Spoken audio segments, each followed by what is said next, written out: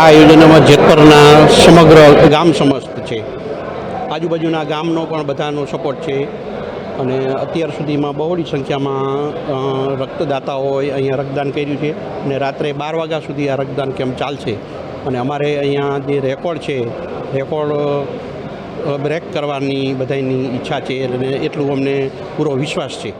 જે પણ વ્યક્તિને ચડે બરાબર એનામાં કહેવાય ને તો કે ખેડૂતનો પરસેવો અને ભગવાનની શક્તિ બંને સમાયેલી છે અને